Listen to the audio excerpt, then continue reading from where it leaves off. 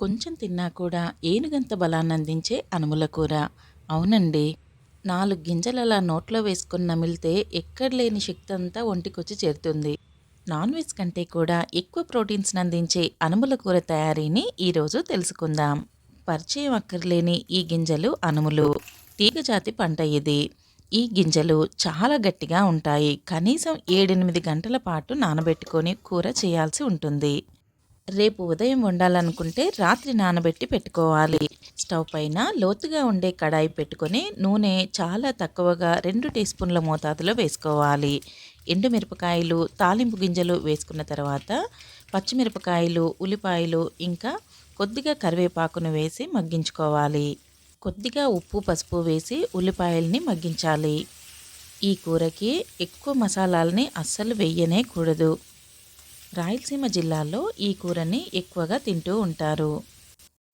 అదే మన తెలంగాణ వాసులైతే జస్ట్ ఉల్లిపాయలు, పచ్చిమిరపకాయలు తరిగి వేసి తాలింపు పెట్టుకొని అలాగే గింజలుగా తినేస్తాము. రాత్రి నానబెట్టి పెట్టుకున్న అనుములని ఈ విధంగా మెత్తగా ఉడికించి తీసుకోవాలి. పులుపుకి సరిపడా చింతపండుని నానబెట్టి తీసుకోవాలి.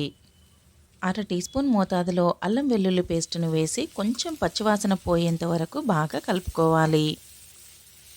అల్లం వెల్లుల్లి ఫ్లేవర్ మీకు నచ్చకపోతే స్కిప్ చేసేయండి. అది వెయ్యకపోయినా సరే బాగానే ఉంటుంది అనుముల కూర.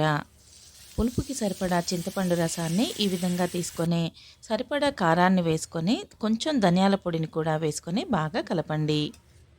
మీ ఇంట్లో వాళ్ళు పులుపుని ఎక్కువగా ఇష్టపడతారో లేదో చూసుకొని పులుపుని అడ్జస్ట్ చేసుకోండి.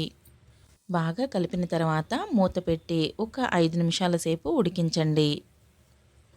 చింతపండు కూడా పులుపు వాసన పోయింది అనుకున్న తర్వాత ఉడికించి పెట్టుకున్నటువంటి అనుములను వేసి ఒకసారి బాగా కలపండి. ఈ కూరకి గ్రేవీ మరీ పల్చగా లేకుండా కొంచెం గట్టిగా ఉంటేనే బాగుంటుంది.